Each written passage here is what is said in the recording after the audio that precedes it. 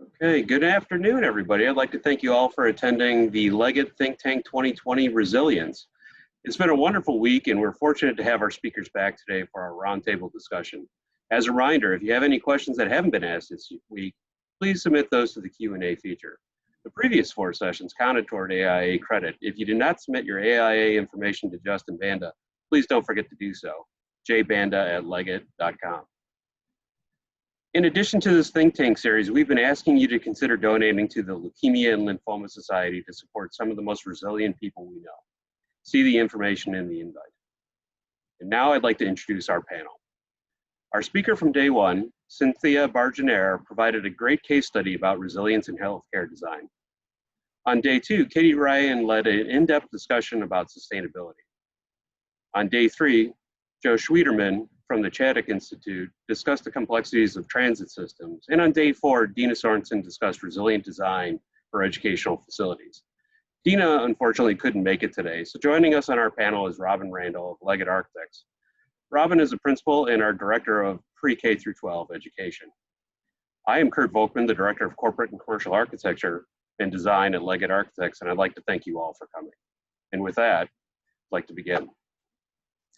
So during this week, we've heard you all speak about the factors that support better resilience. By definition that we've been stating at each discussion, we suggest resilience is the capacity to respond quickly to events, adapting to change, and evolving to thrive rapidly. This week alone, we are experiencing a pandemic. We have extreme events like hurricanes and wildfires that are intensified in part by climate change. So Katie, this leads me to ask the question, how should we model our thinking to better address these challenges that are before us? Is it fair to say that if we are experiencing extreme events, have we already missed the mark? Thank you for having me here today. I would say that if we start framing it as having missed the mark, then we're missing the mark. So far as to say that, we've been having extreme events for time immemorial, and it shouldn't take an extreme event for us to be taking action. So if we assume that we've missed the mark, then we're not, I think we could say that we've missed opportunities, but I wouldn't want to suggest that we are, if we say we've missed the mark, it's almost like we're giving up. And that's just not acceptable to me. So it's just not resilient. Right. So I feel like there's less severe events all the time. They don't get the same news coverage, and there's no reason why we can't be addressing those anyway. And by doing that, the whole system becomes more resilient to the more extreme events. I feel like this is a topic that we could, of course, talk about the entire session. So, I think we'll touch on this probably again today. So maybe I'll just leave it at that. Okay. Joe, what would be the best way to develop a constructive framework for addressing these larger issues? And how do we develop a more predictive strategy? Yeah, great question. A hard question, but a great question. I think the thing I'm struck by is how agencies, and looking at public transit, which is my topic, need a push. You need something to pivot. And I think when in the old days, working not airlines, which is the private sector, but agencies are like this too. They run like a clock. They do a certain thing a certain way. They get the trains on time. They troubleshoot small things. When it comes to stepping back and say, how are we prepared for massive climate change and unpredictable events, it really requires somebody from the outside to incentivize that. I think the agencies now do something called a peer review report for other things. How cost effective are we compared to New York, Chicago, and they compare each other to their peers. That same thing needs to happen on resilience, climate change, external threats, where they see themselves against their peers and take credit when they're doing good. Because right now it's somewhat of a thankless job if you're preparing for that 100-year flood that may never come. And then we need some way for agencies to be able to to showcase that, and peer comparisons are a great thing. I'm sure some of the people at agencies are rolling their eyes thinking, all we need now is another mandate to do one more set of reports. But boy, this is urgent. So should that happen more, I guess it has to happen at every level. Is it better that it happens more at maybe potentially at the state level or even the municipal level? Well, it does need to be reviewed and critiqued at something bigger than an agency. I mean, let's say MetroPace, CTA, South Shoreline.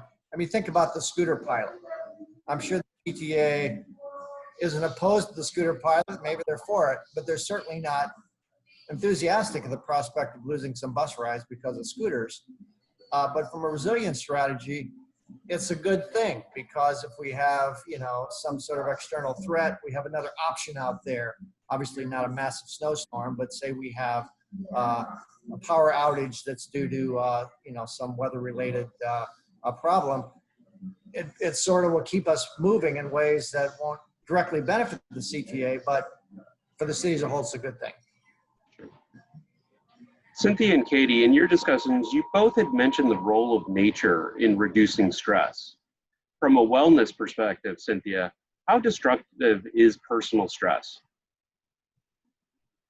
Good afternoon. Thank you for that question. I think that personal stress, certainly there's lots of evidence out there that personal stress creates problems for the body, whether it's tension and something as simple as tension in your muscles, or something as complicated as cortisol levels increasing and creating inflammation and real physical clinical changes in the body. There are things that we can do within organizations to actually address that. One of the things that we've done in our organization is create respite space for staff, so that, after a traumatic event or after they've had some stressful event, they can actually go and take some time for themselves for meditation, because all it takes is a few minutes or even not even 10 minutes of, a minute of deep breaths, and to bring your, blood pressure down, to bring your heart rate down, and to really reset. So we have created respite spaces, and Rush also actually has a wellness center that is designed for staff, and there's places for people to go and talk about the issues they have with psychologists and other support staff. So I think building that kind of thing into your workplace is really important to help staff reduce stress, particularly in places as complicated and stressful as healthcare organizations, where everything you do is life and death. But even when it's not life and death, it can create stress. And then through the course of the Rush building construction and then occupation after, did you see that, by implementing these stress reducing strategies, did you see that employee engagement and retention went up? Well, an interesting thing about moving into the building initially, it's very difficult to make a correlation between those two variables, as I'm sure you will understand. But an interesting thing about the initial move into the building is that our engagement actually went down because of the stress associated with moving into this new space. And I think you and I made a comment about this before we went live. When you're in your normal space, your everyday space, the way you've always done things, you got somebody that you can look to and say, how do I do this? In a new space, you're all figuring it out at the same time, and there is no expert. And so everyone's stressed. And so you have to build in these opportunities, and there's respite rooms on every patient care unit for that very reason. So we did get back to our higher engagement scores, and the staff do love the space. They love the ability to go and sit by windows and go sit outside and reduce their stress levels. But the initial move, it was stressful. It was stressful. I think we see something similar when we work with our senior living clients, where employee engagement and stress reduction kind of go hand in hand. Yeah. And that is a marketplace that we see that there's a huge deficit in caregivers and going forward. And it's obviously, again, a very stressful environment. You're dealing not necessarily always with, you know, emergent issues, but you're seeing, you know, residents then kind of have challenges toward the end of their life, and that becomes a stressful event for them. So I can see how employees can definitely need that respite space and need the ability to kind of reset themselves. I would argue that, yeah, do you mind if I add? Please, yeah. I would argue that it, in addition to the respite spaces, that there's certainly architecture in general can adopt a lot of other strategies, just for the benefit of everybody, and that, you know, that could be a baseline, and then the respite spaces are maybe targeted for further self-reflection or time away. So, and that's a lot of the talk around biophilic design that I gave earlier this week. But then I would also, regarding Cynthia's comment on the immediate move and the stress impact to that, is often why we do post-occupancy studies 6 months after the move, once there has been a settling of that and people have become more accustomed to their new workspace, and there's the bias is maybe gone a little bit between, like, the idea of something new is often positive already, so that could skew the information that or the data. Yeah, the 6 months after, it's really, it'd be interesting to see numbers on that space, Cynthia. But yeah. Well, you know, the other thing that I would also point out, to your point about the space and how it impacts stress, not just for the staff, but also for the patients and families. The idea of having really massive, impressive views for all of the patients. Every single patient has a great view of the city, and that is actually therapeutic. And there's also evidence out there that type of view that actually has a healing impact. The colors that you use in the facility and in the patient's rooms and across the facility has a healing impact. And those are also, I mean, I know we're talking about wellness, but healing is also another really important element that the facilities can impact. Right, but when the patients are less stressed, the staff are less stressed, and you know, it all translates, it passes down. So I think we often forget about those other, you know, like when you're designing for airports, you're designing for the passengers. Well, what about the TSA guys and the other people who are there to support? Like, they're all related. It's all interconnected. So we have to think of it as a whole system. Yeah, I was just going to interject in terms of the education element. What Dina talked about was that adaptation piece. And I think what you're, Katie and Cynthia, are speaking to is the time of adaptation into a new environment, and how humans are resilient, right? We can adapt, and then we can embrace the new things. And Katie talked about waiting 6 months to do the post-occupancy study. We actually waited 3 years for an early learning center to go back in, because the teachers needed to understand how to use the space. And we had 4 outdoor learning spaces with a variety of different things. And what we learned is they're using them multiple times during the day. Every child is going outside, which was beyond our expectations. But we also learned that, you know, they maybe were not using the collaboration spaces the way we planned them. So it's sort of like we need a third party to help us evaluate that, because the architects, we have these dreams and aspirations. You know, we work with our clients, we listen, we create these spaces with huge expectations. And then we brought in a neuroscience expert, a behavioral scientist from Northwestern, to help us evaluate if our assumptions were reality, right? And that's the only way we learn to be better architects, is to know if it's really working or not. And then are humans able to adapt to that space and grow into it? And then what we learned recently from an educational space is that we were actually helping prevent bullying. And we didn't even know it. That wasn't one of our primary goals, but it was just an outcome, a lovely outcome to happen in a building. But and largely due to the resilience of the humans that were using the space. I'll add to that real quick. You hit something that was interesting about the neurological aspects of perception. And, you know, back to the transit theme, the studies are really clear that perceptions and reality can diverge. And if you use communication and even a little humor, or dare say during a snow emergency, where you alert people what's happening, you tell them a little bit about why it happens, so they feel like they're part of something that's a big news story. Instead of saying your bus is 45 minutes late, you know, you say we had a massive fire at 12th and State Street, and the trains have been, you know, relocated, and you ask people how long their delay was, and they think it's less than when they were actually just standing there waiting, fuming as when is this bus coming. So it's a real art to kind of manage those perceptions.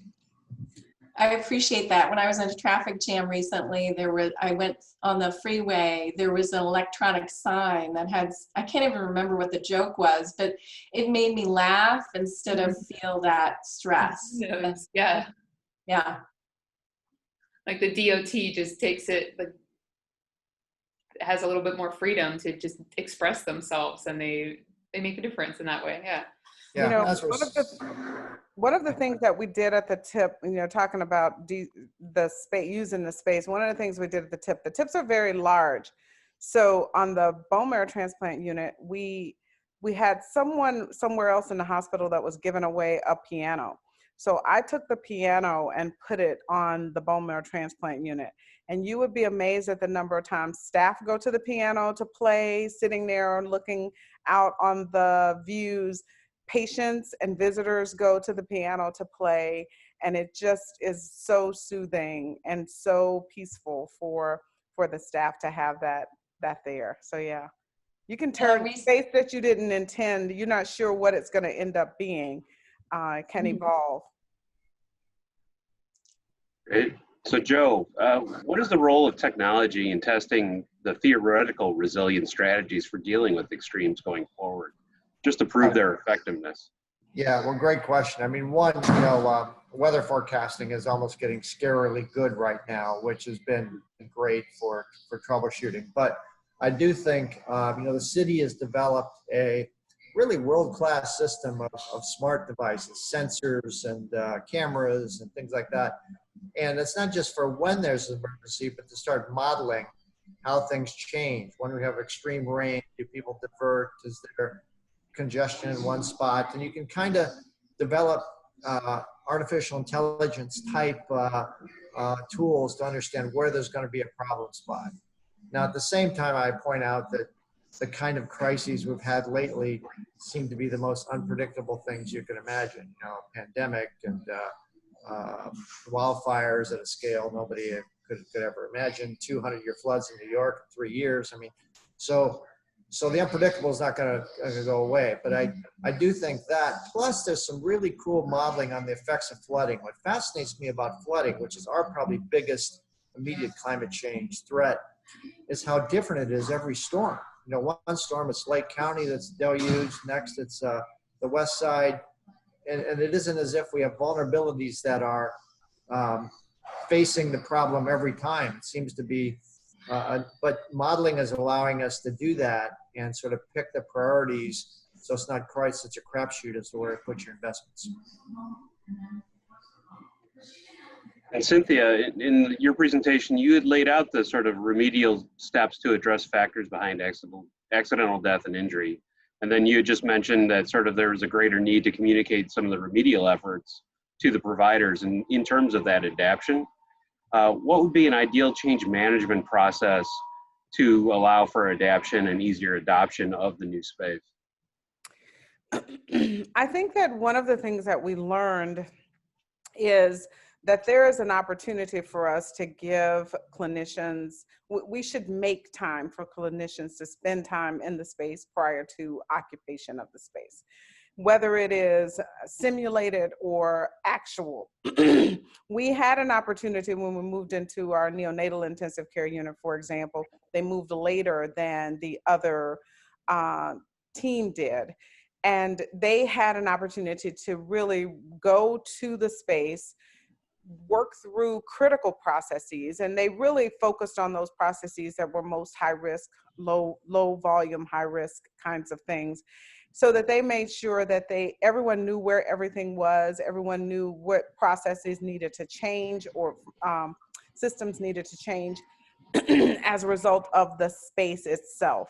And so that made a big difference in the adaptation of the space with that team. And I think in the future, one of the things that we have talked about is, even if we can simulate the space and create some model space that clinicians can go into and begin to work in before they actually occupy the space, it's a great way of accelerating the change management process.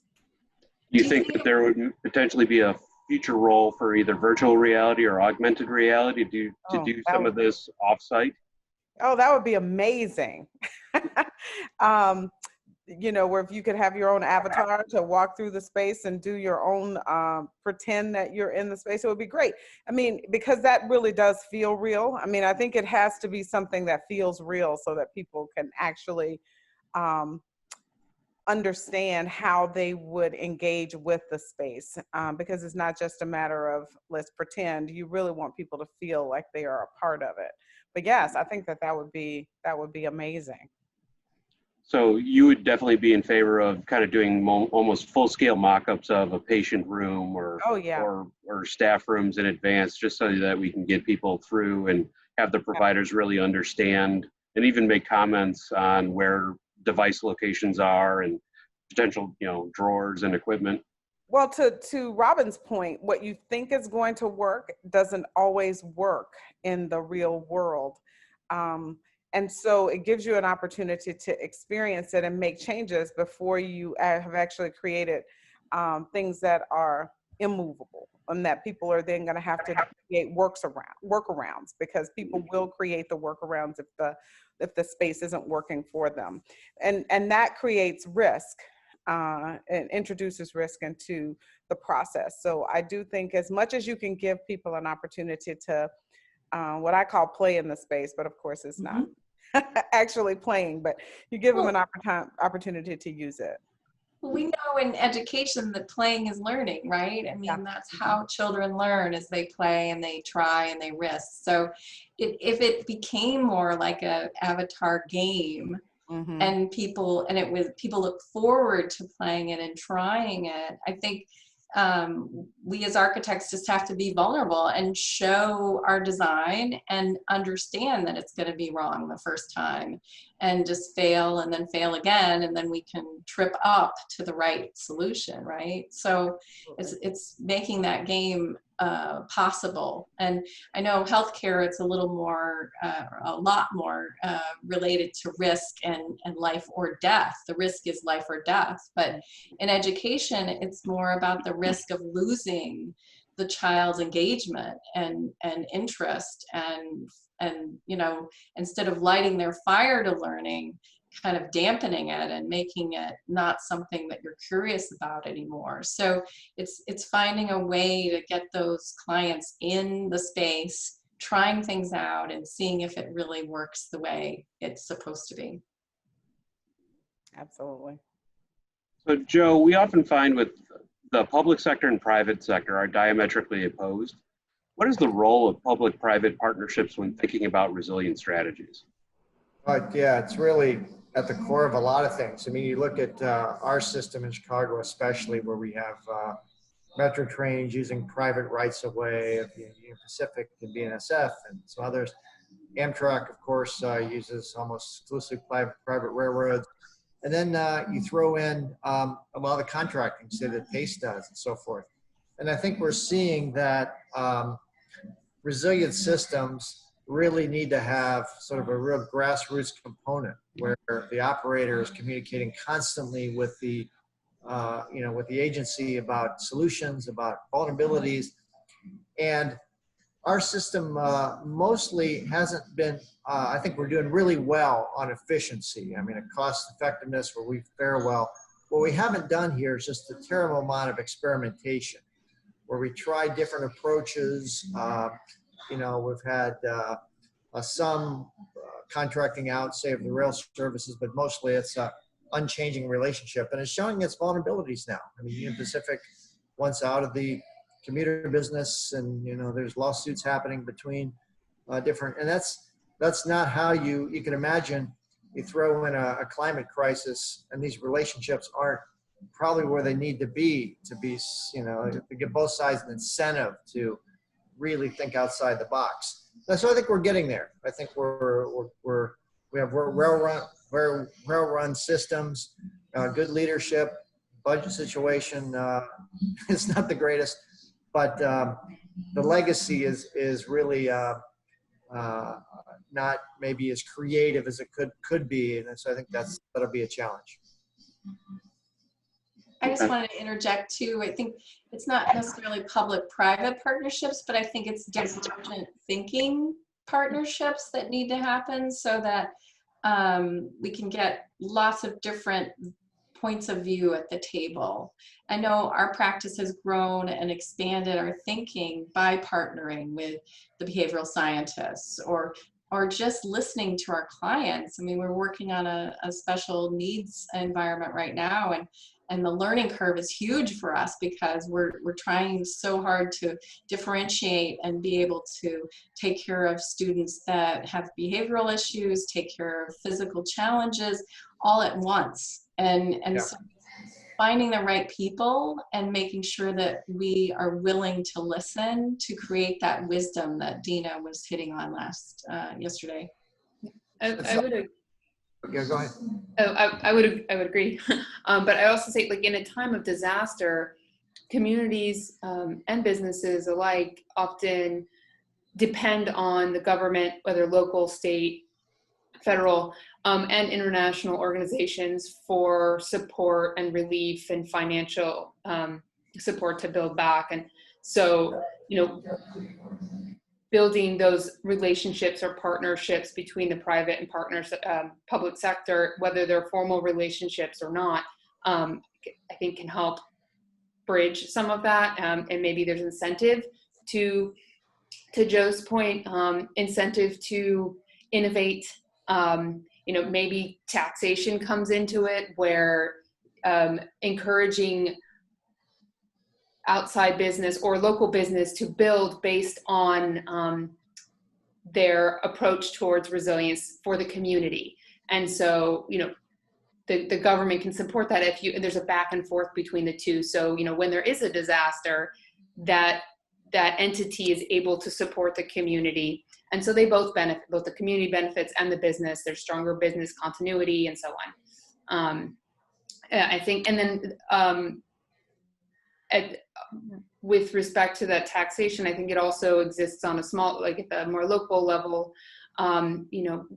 Many communities aren't, I think most property tax isn't really supportive of resilient design. If you improve the value of your house or the quality of your house, you often are taxed more. I mean, maybe that's a larger footprint, but I think the idea of it is, if we can turn that on its head and say, well, if you're going to invest on making your property more resilient, then maybe you should not be taxed in the same way that somebody who builds that in a way that is not resilient or sustainable.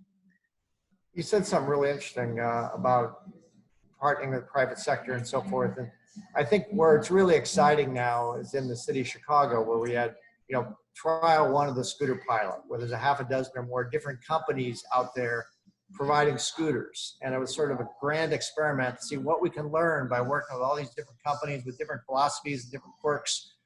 And we learned a lot.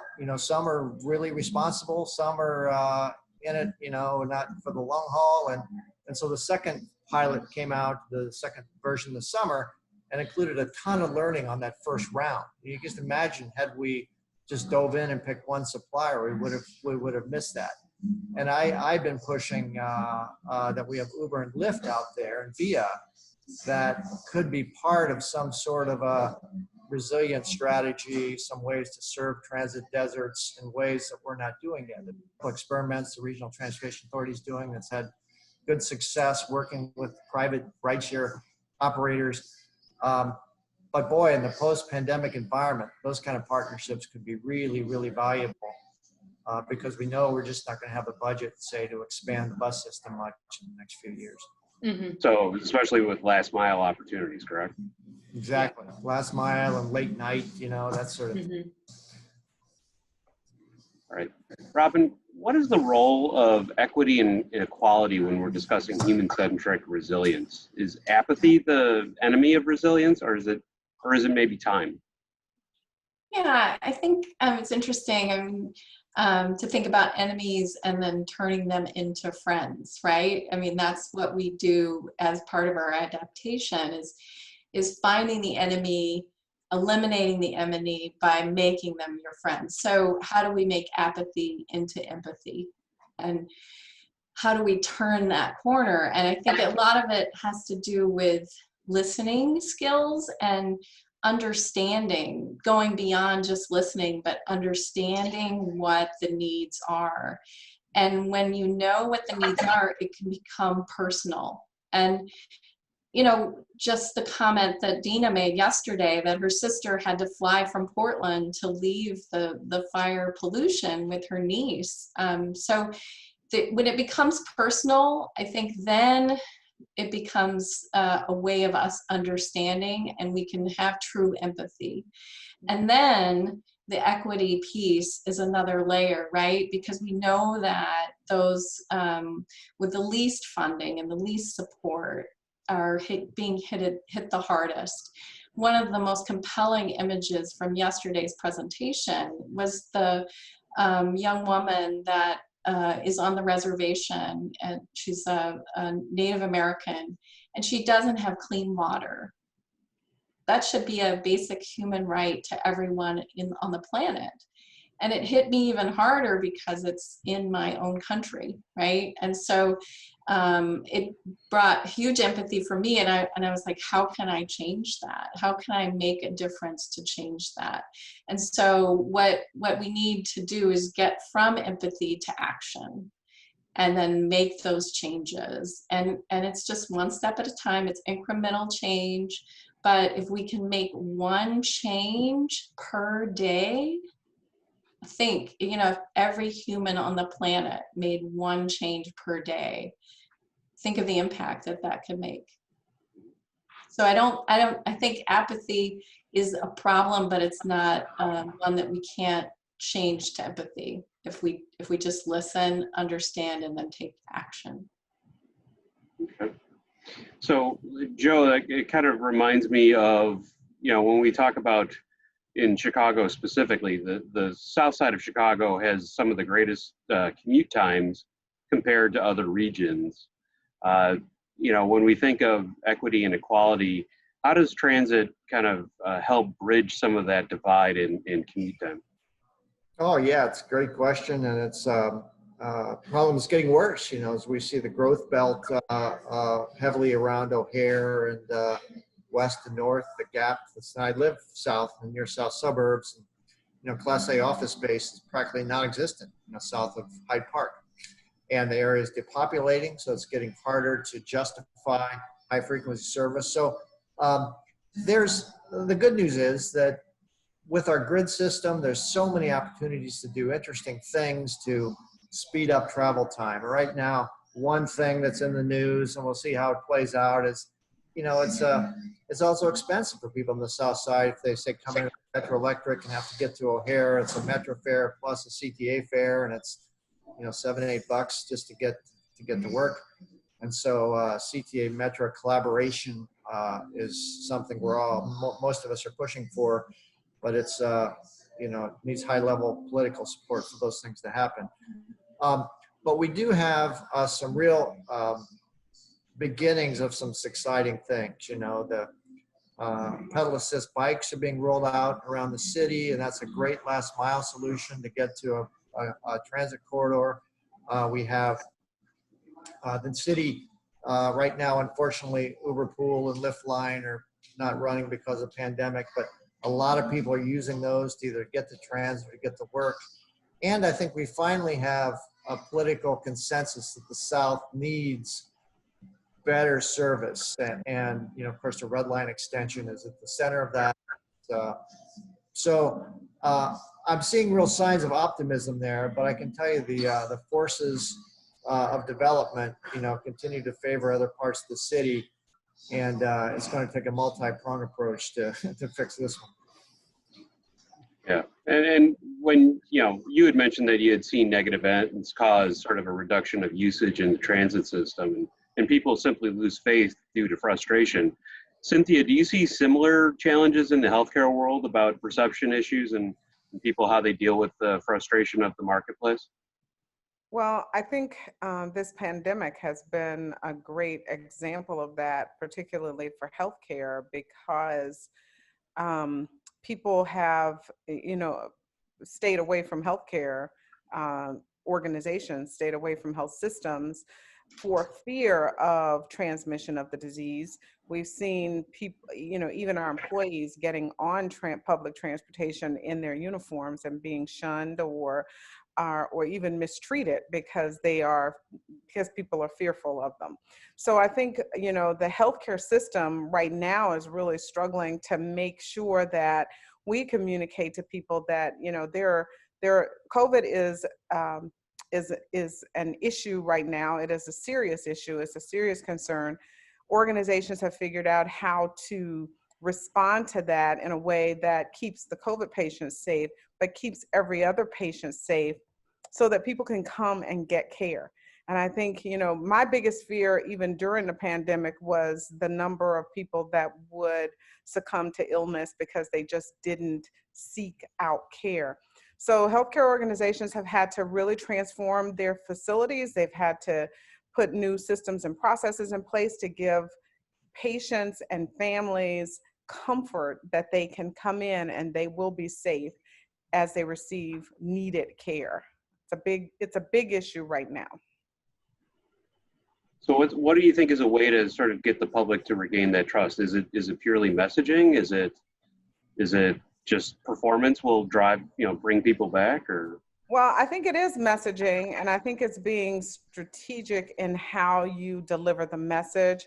Storytelling is always, in my mind, one of the best ways to communicate to people. So, you know, I think one of the approaches that Rutch has taken is to actually have patients tell their stories in different ways, either in commercials or on social media, in ways that people can understand that, you know, I am a patient, I'm a cancer patient, and I'm still going and getting my treatments, and I feel safe because these systems and processes are in place. And I've been fortunate to have this facility still here, and they've made the changes that need to be made in order to make sure everyone is safe. So I think it is messages and delivering on the promise of the message. Gotcha. Thank you. Katie, what is the role of diversity in developing a resilient strategy? That is a big question. But before I jump into that one, I want to comment on something that Cynthia said. I think one approach, which is obviously not a short-term approach, but one approach to addressing or to communicating to the community the priorities of healthcare is for the healthcare system to be more integral, physically integral to the community, and not just someplace you go to be where you're sick or to heal, but like when it is part of the community. I think people are more open to it and aware, and you know that's more on how the community is physically built, not just a mindset. But when you're talking about urban growth, you know, that is certainly something to factor in, is how does the hospital or the clinic built into the fabric. Can I tag on to that too, Katie, before you move on to the big question? I just want to say that one of the trends in education in pre-K-12 is to make clinics part of the schools so that kids are there, their families are used to going there. It's a community center piece too. So that's certainly a really insightful comment. I appreciate that. Yeah. Yeah. Now, under that, we're mapping to Paul, a colleague of mine, where the testing centers are and how long it takes people to get to a large or small testing center. And then you throw in the variable, a lot of people don't have cars. And it creates this whole interesting, it takes them a long time, and they got to use transit, which, you know, there's apprehension about. And it's a day off work. yeah, it's a whole new thing about, and as you say, people aren't even aware of where you would go to get information about this. Just get on the internet and surf testing centers. So it's heavily word of mouth. City's doing a great job rolling out testing centers, but as you say, there's no historic infrastructure where people have a go-to place in their neighborhood just to get simple questions answered. And boy, if the vaccine is rolled out, that's going to be one interesting great mass movement experiment on how that's going to work. So transit's going to be in the middle of it, though. Yeah. Kurt, to your other question regarding regarding the role of diversity in resilience strategy, I would say to step back and think about how biodiversity is an indicator of ecosystem health and function. And you know, if we think about that in terms of the natural world as well as in agriculture, you know, a more biodiverse or crop rotation and multiple crops is more resilient, like the soil becomes more resilient than if you have a monoculture. Well, the same is true, I think, in society. So when you think about the diversity of people, whether it's their ethnicity, their socioeconomic background, their job, their age, their gender, like all those things create a more diverse ecosystem.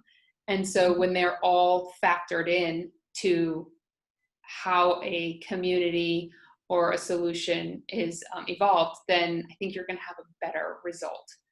So it's not, and actually, I think this circles back to Joe's comment about having like a diversified transit infrastructure, and Robin's point about empathy.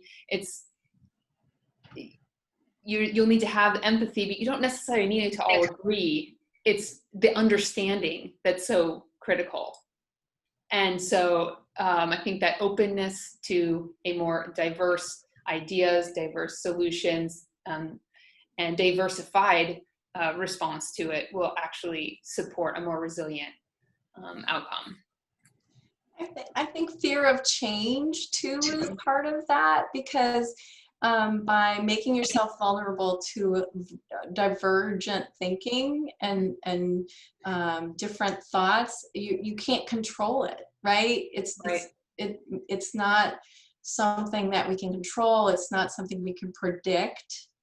And so it makes us scared. It's a frightening thing, change, and it's not easy at all. And so I think understanding that and putting words to that sometimes is the easier way to handle it. You know, if a child asks you, you know, I don't understand this pandemic, I think a response can be, I don't either. I don't get it. I don't know how to respond. We don't know what the virus is doing. We don't know what the solution is.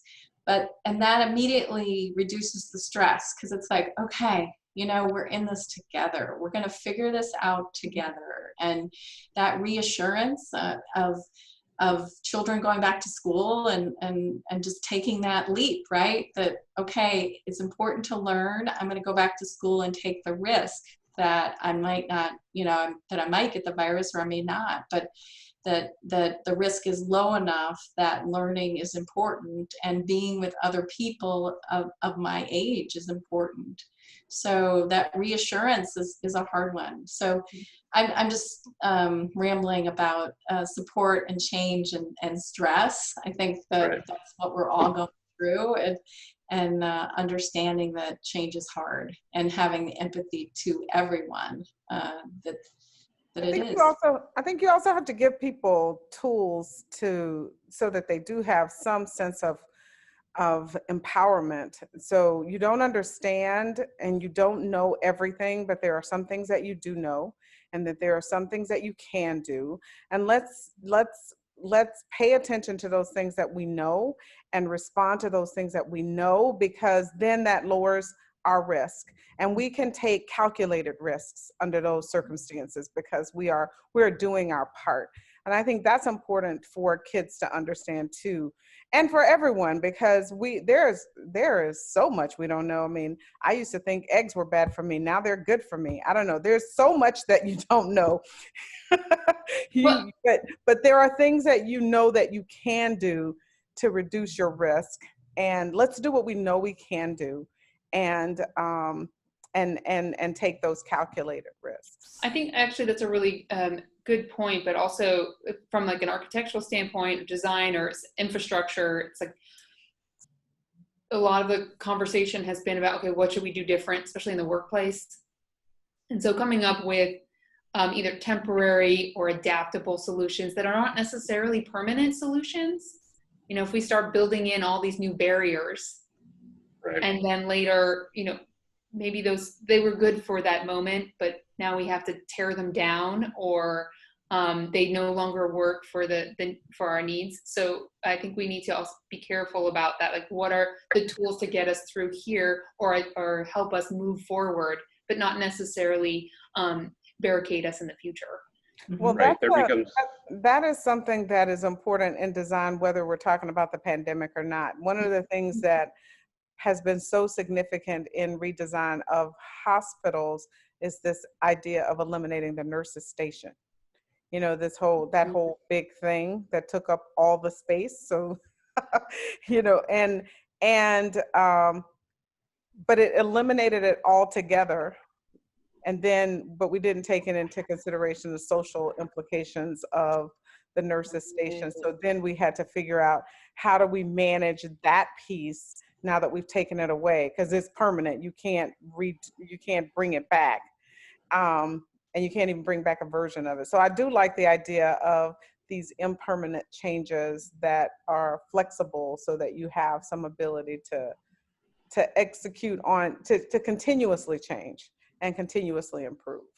Yeah, and the corporate offices, you know, we could see significant change over the next 5 years in terms of how these companies deal with real estate strategies. So there could be potential opportunities for all of us to kind of reposition existing buildings to fit a multitude of uses. So it's one of those kind of wait and see, but you know, I would agree with everybody that flexibility is probably the key going forward. That also gets back to the diversity question, is that like we're the right, not just the right people, but a diverse group of people questioned or involved in the decision to remove the station, or to, you know, any number of drastic decisions that might influence something more than just the design, the social culture, the, you know, support network, you know, any number of potential impacts. It's not just the building. There are people in the building, and there's a culture associated. It's how people get work done, and it's not just the mechanics of getting stuff done. It's how you engage with one another to get the work done. It's important. Well, yeah, and that's really fascinating, because in the next 6 months, the market is going to have to understand that real fast. You know, I'm going to give somebody an offer and pay this guy $100,000. Am I willing to do that if he doesn't come in the office? Do I get as much from him if he doesn't know his colleagues the way we all know each other, because we work work side by side? And there's a lot of very simplistic concepts out there, though. People can work from home now because they can do Zoom, when not realizing that they're building on relationships that were created, you know, through a different venue. So it's, you know, a lot of money is going to go into hiring, and everybody's going to have to learn that real fast. And obviously for transit systems, it's the $1 million question people are posing, hoping the answer is work becomes more flexible, but that office is still, we still have a vibrant urban core where, you know, where the social relationships are built. Yeah, I mean, we're in a period due to this pandemic that is basically causing us to evolve. So I'll throw the next big brainstorm to Katie here.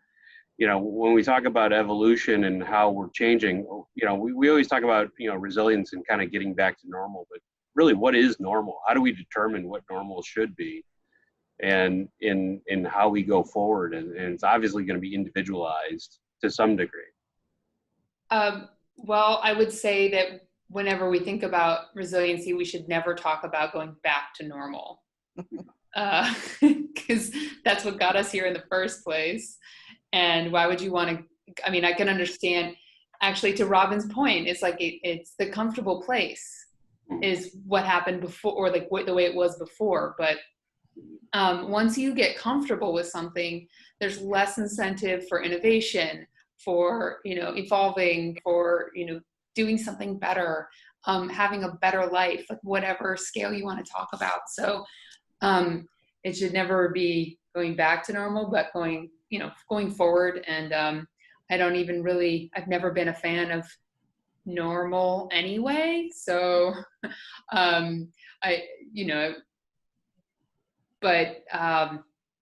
so another term other than normal, the next phase, I would say that the next normal or next phase should be, actually, this goes back to your original question, Kurt, regarding what does a model look like for resilience? And I think that if we start looking more thoughtfully at how the ecosystem functions, what we can learn from it. I mean, I think we still, while we have passive design, we have great green infrastructure, we have a lot of great things that get built into our cities now, but there's still what we want to build, not what necessarily works for the environment that we're living in, not just the natural environment, but the physical space that we're in. And so I think if we take greater care in looking at how that function, the ecosystem functions in that space, in that place, in that region, and design to you know, the metrics that work for that ecosystem, we're going to get buildings that are more appropriate and more responsive and more adaptable to disasters and to community crises and so on. So thinking about how water, energy flows, biodiversity and waste management, in terms of like ecosystem nutrients, and like just rethinking how we determine how we define a high performance building. And so I think if we can make that our new normal, I think we'll be on a great track. Yeah, I just want to remind everybody that nature has this perfect closed loop system where everybody's waste is food for another, and humans have disrupted that, and so our waste is not food for anyone, and the pollution and the things that we have caused, we designed ourselves into this position, and we're smart enough to design our way out. And so we just need to continue to remember that we're the disruptors, and we need to learn from nature and solve the problem in an ecological way. Mm-hmm. Yeah. So Robin, you know, that brings up kind of a remembrance of a discussion we had about one of your favorite books the other day, The Imperfect Environmentalist. Can you share some like key ideas that are, you know, that make sort of these resilient strategies accessible to everyone?